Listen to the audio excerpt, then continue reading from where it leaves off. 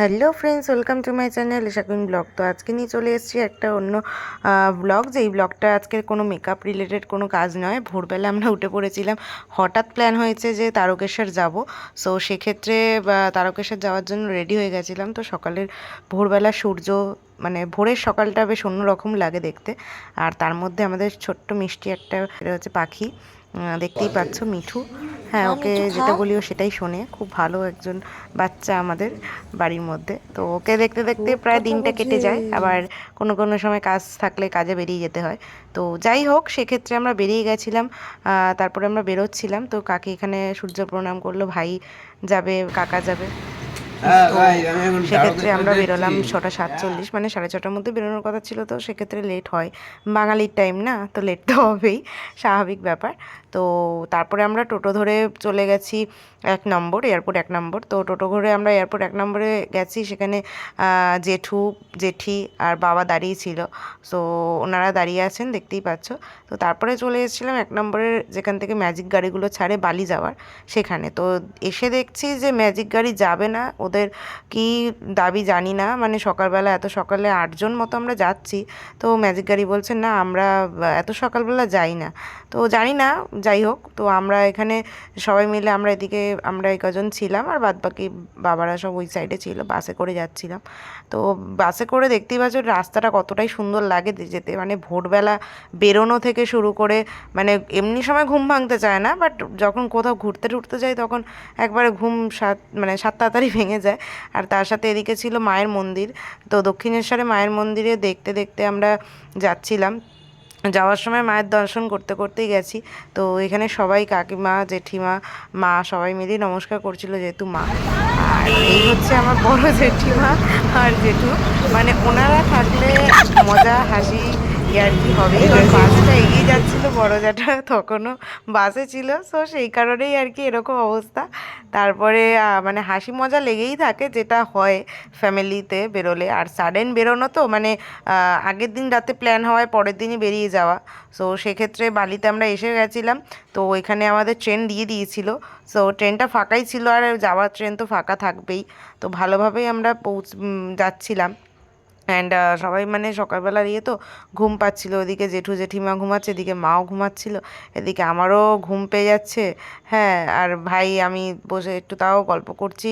মানে আর এদিকে ব্লগ তো বানাতেই হবে, কিছু কিছু ভিডিও ক্যাপচার তো করতেই হবে। আর বাদ বাকি সময়গুলো একটু শুয়ে শুয়েই কাটাচ্ছিলাম, যেহেতু ফাঁকা ট্রেন, সকালের হাওয়া, একটু শীত শীত লাগছিল, যতই গরমকাল বাট শীত শীত লাগছিল সকালবেলার দিকটা।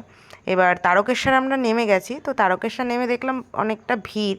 তো ভাবলাম যে প্রচুর ভিড় ঠিড় হবে। তো ঢুকতে না ঢুকতেই ঠাকুরমশাই আমাদের ধরছে যে চলুন চলুন। তো আমরা 9টার মধ্যে তো তারকেশ্বর ঢুকে গেছি, সবই ঠিক আছে, এখান থেকে মন্দির একদমই কাছে। তো সেক্ষেত্রে আমাদের মন্দির যেতে আমরা হেঁটে হেঁটেই চলে গেছি, কারণ বেকার বেকার ওইটুকুর জন্য 10 টাকা করে ভাড়া দিয়ে কে যাবে মন্দির অবধি।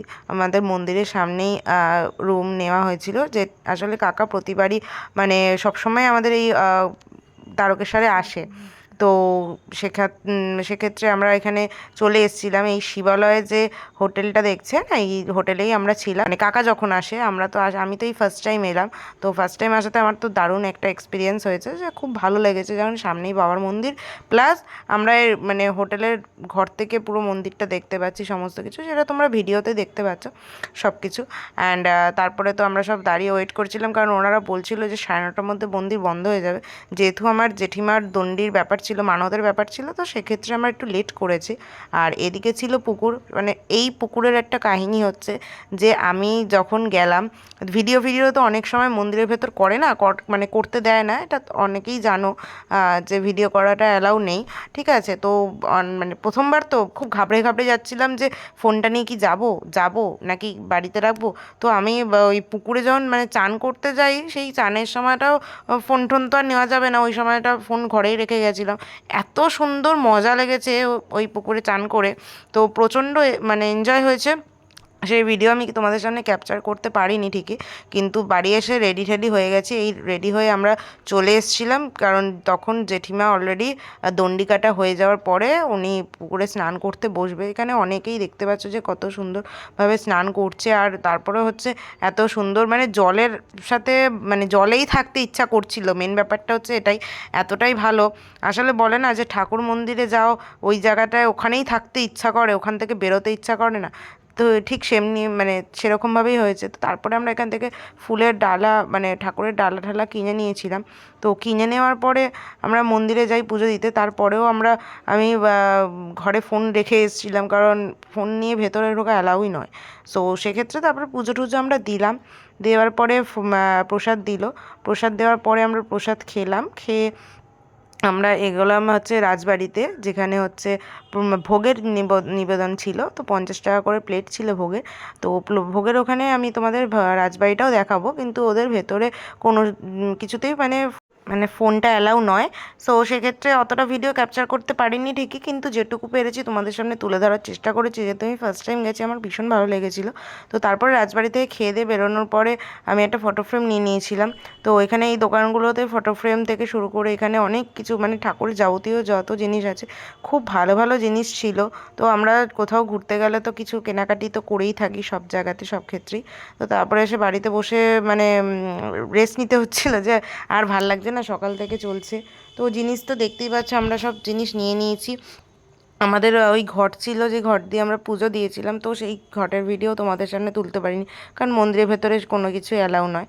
তো যাই হোক, তারপরে আমরা বাড়ি যাওয়ার জন্য আমরা রেডি হচ্ছিলাম, কারণ অলরেডি বাড়ি যেতে হবে, বিকালের ট্রেন সকালবেলায় করে। আর 20 মিনিটে আমরা পুজোও দিয়ে দিয়েছিলাম, সেটা দেখেও আমার খুবই ভালো লেগেছিলো, কারণ ফাঁকাই ছিল। কারণ কাকা তো জানে, তো সেই হিসাবে ফাঁকাতেই আমরা পুজো দিতে পেরেছি, তো আমাদের ভালোই লেগেছিলো। আর ভাইয়ের অবস্থাটা দেখো, আয়না নেই বলে এই অবস্থায় এইভাবে চুল আঁচড়াচ্ছে, কি বলবো।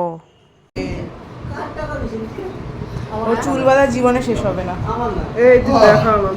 তো আমরা বেরিয়ে পড়েছি, মায়ের বাবার দর্শন করে আবার বেরিয়ে গেলাম একেবারে বাড়ির উদ্দেশ্যে। তারপরে আমরা বেরিয়ে গেছিলাম, কারণ তার মাঝখানে তো সব কিছু কেনা হয়ে গেছে, তোমাদের বলেওছি। তো ফটো ফ্রেম কিনেছি, আচার কিনেছি, এগুলো সব কিনেছি। দেন আসার সময় আর শরীর এনার্জি নেই, তখন টোটো ধরে বাড়ি আসতে হচ্ছে, মানে স্টেশন অবধি এসছি।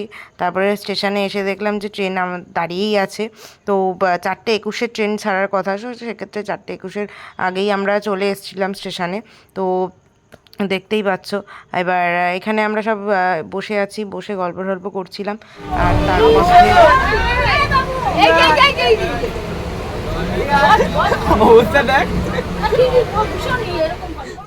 তো তারপরে আমরা ট্রেনে মানে এরকমই বাদরামি আর কি ভাই করে থাকে, তো সেক্ষেত্রে আমরা ট্রেনে করে বাড়ি যাচ্ছিলাম। তো দেখতেই পাচ্ছ সবাই মিলে বেশ মজা করে বাড়ি যাচ্ছিলাম। ট্রেনেও মজা হয়েছিল, জেঠু জেঠিমার মজা ছিলই, বাট ওগুলো ক্যাপচার করা হয়ে ওঠা হয়নি, কারণ সেই সময় একটু মানে মুমেন্টগুলো আমি দেখতে দেখতেই আর ক্যাপচারিংটা করতে পারিনি, এতটা হাস্যকর ছিল।